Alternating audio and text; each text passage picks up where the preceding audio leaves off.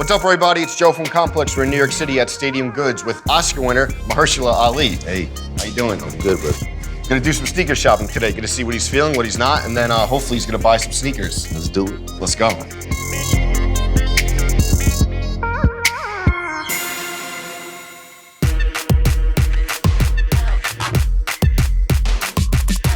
The first time you saw like a good pair of Jordans, do you remember that and what they were?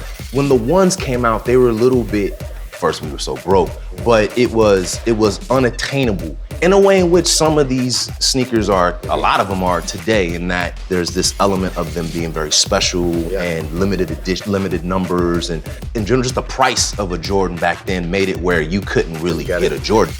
I was a hooper, like that was my thing, and one of my buddies who really wasn't, the same kid who broke out with the LL Cool J tape too, I was like, what? Yeah. But he came out with the Jordan 2s, and when I saw him up close and personal, like that was the most visceral feeling of jealousy that I can recall, because these were just so friggin' dope. And I always wanted a pair, so I've had the 3s through the 10s. And I really stopped messing with them after the 10s. Like, to me, it just, the design. Went a little left. Yeah. But the 1s and 2s I've never had. And these in particular.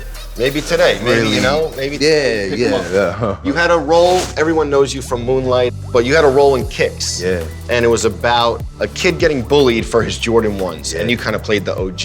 Yeah. Did that happen in real life ever to you? In the Bay in general, like that was happening. I mean, it's, you know, it still happens, unfortunately, where anytime there's something of value, and Jordans are, they have like a biblical presence almost in the culture. Like it was something that they had value. And so you would see people, you know, get got, unfortunately. Mahershala, you got a college scholarship for basketball. Yes. There was a picture of you online in your uniform, but the feet were cut off, so I couldn't tell what you were wearing. High school. That was high school. The short era. But I couldn't, it got cut off at the feet, so I couldn't tell what you were wearing. What did you wear back then? I loved the Huaraches. They were the lightest, and such a departure for what was going on at that time, because a few years before that, you had like the Ewings, which were like bricks, 6 pounds total, you know, trying to dunk and do all that. So I don't even remember exactly what I was messing with a lot, but it was always a pair of Jordans like every season. But it was, as long as they were light, and there was always an emphasis on grip. As long as, so that, you know, you could do your thing and take off the way you wanted to.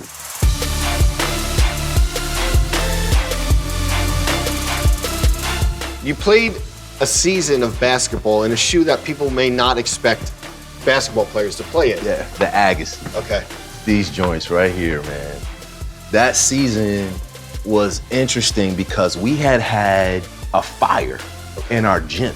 High school. In our high school gym. Like, something had happened and they had released this chemical to put the fire out, and it messed up our floor. So we had to have the floor recoated, stripped and recoated. And when they did it, it was never the same. And I'd had the Agassis that year, and I was just like, everybody basically, but it was worse than that. I was just slipping for whatever reason. And so I had to retire those. Okay. You switched mid-season? I would switch at halftime sometimes. I would, depending on what shoes. Like, I remember one year I had the same shoe. This was like, oh, you're wearing black shoes era. Like, you know, the Fab Five and all that, right? Yeah. So I had a black and a white pair. So depending on how I was playing, at halftime, I would go and little superstitious. But yeah. Another, I feel like you have many talents, which is true. Another thing about you, you were into BMX. It was my first sport. I was, it was American Bicycle Association. I'm gonna really date myself, but I'll just say this, I was 4 when I started racing. Wow. I raced from 4 to 10. You could turn pro at like 13. I was ranked for a little while in the state. Crazy. But these joints right here were it.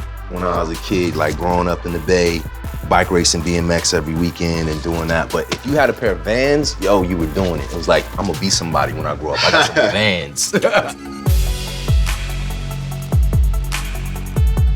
I read the GQ cover story. One thing that stood out is that you felt a little weird walking into stores because a lot of your life you were profiled when you would walk into these luxury stores. Expand on that. that transition is sort of happening in phases, and that's what been a little jarring about that. You know, for somebody who's really been working for 17 years, like I'm kind of every year going back to 2001, there's something that I popped up on television doing, right? And so, but it just takes a while for you to be sort of embedded in the culture and for people to kind of recognize you and know who you are. And in the course of becoming known, I would experience people falling over themselves to help me, especially more recently, or just continuing to be profiled in a way that, you know, it just would make me really angry, you know? And it's funny, as an African American, the only way to combat some of that is to sort of get famous. It cuts out it to be equal. It's not even that people are like, oh, there's a quote unquote celebrity. It's just that there's no reason to fear you, right? Like, oh, I know you are. Hey, how you doing? It just is, it was jarring for me. But I think, you know, that's just the nature of the world we live in. Absolutely. The best you can. Yeah, I hear you. Did it ever cross your mind to pair sneakers with a suit at the Oscars? No.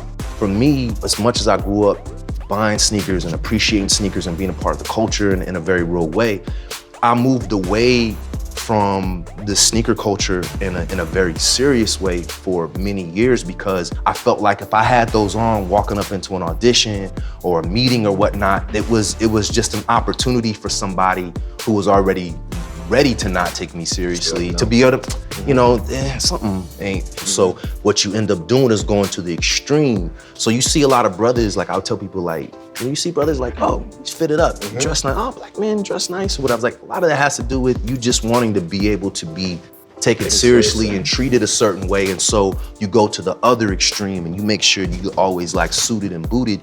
So therefore people weren't getting in the way of you becoming who you needed to become, you know?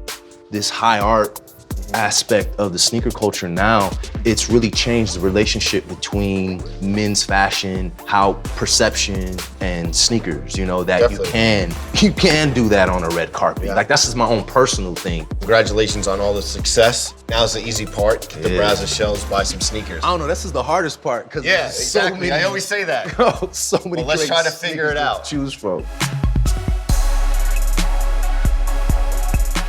Boom. Yes. Take these. Espressos? Yes, most definitely. Yeah. All right. I want to mess with the Calabasas joint. That's it. Yeah. That's the tribe today. Definitely. Yeah.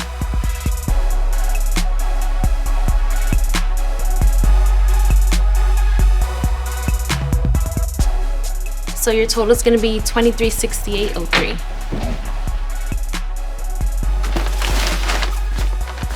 Thanks, Steph. Appreciate it. Have a good one.